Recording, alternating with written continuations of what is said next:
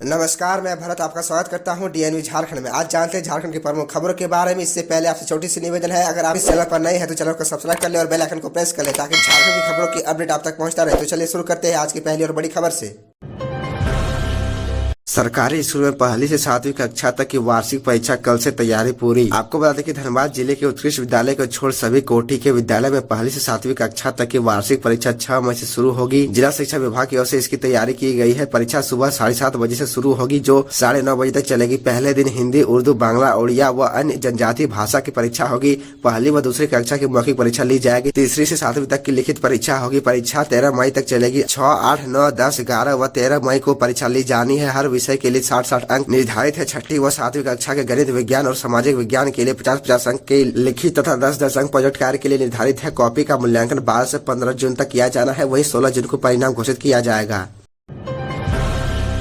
मानव तस्कर की शिकार 11 नाबालिग बेटियां घर लौटी। गरीबी ने बना दिया था ह्यूमन ट्रैफिकिंग का शिकार। अब सरकार लेगी पुनर्वास की जिम्मेदारी। आपको बता दें कि ह्यूमन ट्रैफिकिंग के शिकार 11 बच्चों को आज रांची वापस लाया गया। राज्य बाल अधिकार संरक्षण आयोग की टीम ने यह रेस्क्यू ऑपरेशन पूरा किया। इस ऑपरेशन में 11 नाबालिग बच्चियों को मानव तस्करों से मुक्त कराया गया। झारखंड में मानव तस्करी के कई मामले सामने आते हैं। वजह है गरीबी। माता पिता अपने बेटे या बेटी की पढ़ाई का खर्च नहीं उठा पाते, साथ ही परिवार चलाना भी उनके लिए बड़ी समस्या होती है। ऐसे में मानव तस्कर ऐसे घरों की तलाश में रहते हैं। माँ बाप को बहलाकर उन्हें लालच देते हैं कि बेटी अच्छी कमाएगी, पैसे घर भी भेजेगी। इस लालच में माता पिता आसानी से आ जाते हैं। इन नाबालिग बच्चों की कहानी भी कुछ ऐसी ही है कि वह बेहतर जीवन की तलाश में मानव तस्कर का शिकार बन गई। अब उन्हें राज्य बाल अधिकार और संरक्षण आयोग ने सुरक्षित बाहर निकाला है। राज्य सरकार इनके पुनर्वास, शिक्षा और रोजगार की भी व्यवस्था करेगी। खबरों में आगे बढ़ने से पहले आपसे छोटी सी निवेदन है कि अगर आप इस चैनल पर नए हैं तो चैनल को सब्सक्राइब अवश्य कर ले ताकि झारखंड की हर खबर आप तक पहुँचा सके।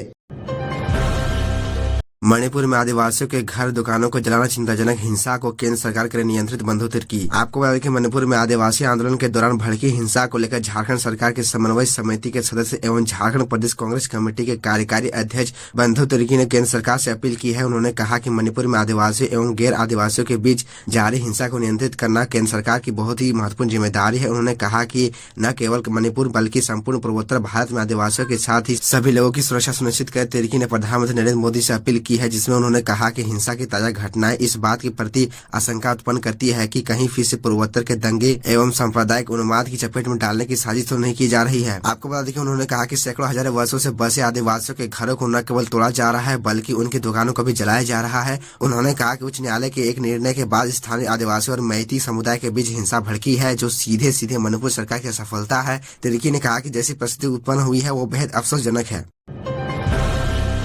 +2 स्कूलों में प्राचार्य नियुक्ति उम्र सीमा का कट ऑफ अब 1 जनवरी 2023 जेपीएससी ने बढ़ाई फॉर्म भरने की तारीख। आपको बता दें कि राज्य सरकार के निर्देश पर झारखंड लोक सेवा आयोग ने राज्य के +2 स्कूलों में 39 प्राचार्य के पद पर नियुक्ति के लिए उम्र सीमा की गणना वर्ष में बढ़ोतरी कर दी है। अब उम्र सीमा का कट ऑफ मार्क्स 1 जनवरी 2023 कर दिया गया है। पूर्व में उम्र सीमा का कट ऑफ मार्क्स 1 जनवरी 2022 था। इसके साथ ही आयोग ने ऑनलाइन आवेदन पत्र भरने की तिथि 8 जून 2023 के लिए बढ़ा दी है, जबकि भरे गए आवेदन पत्र व वांछित प्रमाण पत्रों की हार्ड कॉपी 23 जून 2023 तक आयोग कार्यालय में जमा करनी होगी। जेपीएससी ने नियुक्ति के लिए 500 अंकों की लिखित परीक्षा का आयोजन करेगा। इसके लिए 12 विषयों का सिलेबस जारी कर दिया है। लिखित परीक्षा 2 पत्र की होगी। प्रथम पत्र में सामान्य अध्ययन की 200 अंकों की परीक्षा होगी। इसके लिए 3 घंटे का समय निर्धारित किया गया है। इसी प्रकार द्वितीय पत्र में स्नातकोत्तर स्तरीय प्रश्न रहेंगे। यह 300 अंकों का होगा और इसके लिए 3 घंटे का समय निर्धारित किया गया है। लातेहार में जंगली हाथियों का आतंक, एक ही परिवार के 3 लोगों को जलकर मार डाला। आपको बता दें कि लातेहार के चंदवा प्रखंड में जंगली हाथियों का उत्पात थमने का नाम नहीं ले रहा है। देर रात हाथियों ने चंदवा थाना क्षेत्र में एक ईंट भट्टे में पहुंचकर 3 वर्ष बच्ची समेत 3 लोगों की जान ले ली है। बताया जा रहा है कि तीनों मृतक एक ही परिवार के थे। ईंट भट्टे में काम करने वाले मजदूर झोपड़ी में अपनी पत्नी और एक छोटी बच्ची के साथ सोए हुए थे। इसी दौरान हाथियों के एक झुंड ने ईंट भट्टे पर धावा बोल दिया और तीनों को कुचलकर मार डाला।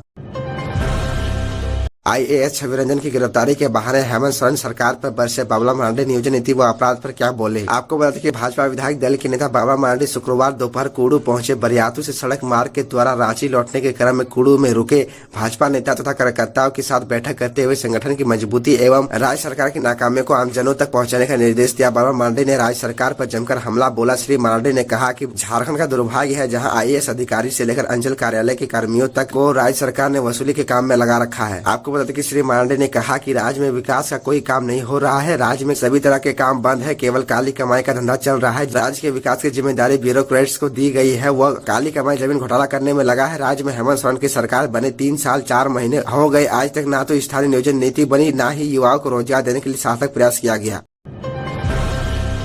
झारखंड में अगले 5 दिन गर्मी का सितम 4-5 डिग्री चढ़ेगा पारा, फिर कब होगी बारिश। आपको बता दें कि झारखंड में अगले 5 दिनों के दौरान गर्मी सताएगी। इस दौरान मौसम साफ और शुष्क रहेगा, गर्म लहर चलने की संभावना व्यक्त की गई है। मौसम विभाग ने इस दौरान अधिकतम तापमान में 4 से 5 डिग्री वृद्धि होने का अनुमान लगाया है। पिछले 24 घंटों के दौरान राजधानी का अधिकतम तापमान 33.2 डिग्री सेल्सियस रहा, जबकि गोड्डा का अधिकतम तापमान सबसे ज्यादा 36.2 डिग्री सेल्सियस दर्ज किया गया। 10 मई के बाद मौसम में बदलाव आ सकता है। बदलाव होने का कारण बंगाल की खाड़ी के दक्षिणी हिस्से में बन रहा साइक्लोनिक सर्कुलेशन है। अनुमान लगाया जा रहा है कि यह साइक्लोनिक सर्कुलेशन चक्रवाती तूफान का रूप लेकर उत्तर पश्चिमी दिशा में आगे बढ़ सकता है, लेकिन कुछ दूर जाने के बाद दिशा परिवर्तन होने की संभावना है, जिससे यह म्यांमार और बांग्लादेश की ओर जा सकता है। यदि ऐसा हुआ तो झारखंड पर इसका आंशिक असर पड़ेगा। इससे दक्षिणी हिस्से में बादल छा सकते हैं। 10 मई के बाद गर्मी से कुछ राहत मिल सकती है। फिलहाल मौसम विभाग इस प्रक्रिया पर गहरी निगरानी कर रहा है।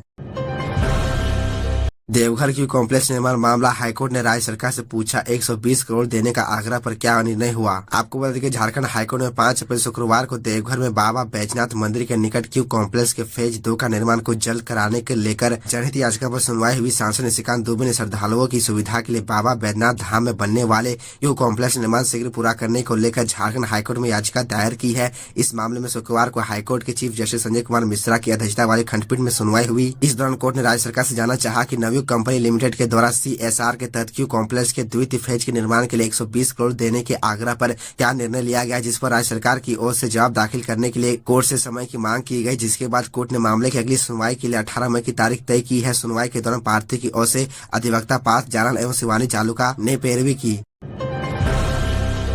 9 मई तक गो फर्स्ट की फ्लाइट्स कैंसिल, 15 मई तक टिकट की बुकिंग भी बंद। आपको बता दें कि गो फर्स्ट एयरलाइन ने घोषणा किया कि 9 मई 2023 तक सभी फ्लाइट्स रद्द रहेंगी। साथ ही कंपनी ने 15 मई तक टिकट बुकिंग रोकने की भी बात कही है। DGCA ने गुरुवार को यह जानकारी दी है। एयरलाइन द्वारा 3 मई से 3 दिन के लिए फ्लाइट्स निलंबित करने के फैसले के बाद DGCA ने गो फर्स्ट के कारण बताओ नोटिस जारी किया था। इसके बाद जवाब आया कि गो फर्स्ट ने 15 मई तक अपनी फ्लाइट्स के लिए टिकट बुकिंग रोकने की सूचना है। एयरलाइन ने कहा है कि वह या तो यात्रियों को टिकट का पैसा लौटाएगी या उन्हें भविष्य की तारीख में उड़ान की अनुमति देगी। इसके बाद DGCA ने एयरलाइन से निर्धारित समय सीमा में टिकट का पैसा लौटाने को कहा है। रिफंड ओरिजिनल पेमेंट मोड के जरिए किया जाएगा। इसका मतलब जिन लोगों ने क्रेडिट कार्ड से पैसा दिया उन्हें क्रेडिट कार्ड रिफंड होगा। जिन्होंने UPI और नेट बैंकिंग से पेमेंट किया है उन्हें उनके अकाउंट में पैसा मिलेगा। तो यह थी झारखंड की टॉप बड़ी खबरें, और इसी तरह झारखंड की छोटी सी बड़ी खबरों को देखने के लिए आप हमारे चैनल DN न्यूज झारखंड को सब्सक्राइब कर ले और बेल आइकन को प्रेस कर ले, जिससे आपको झारखंड की हर छोटी बड़ी खबरों की अपडेट आप तक पहुंचता रहे।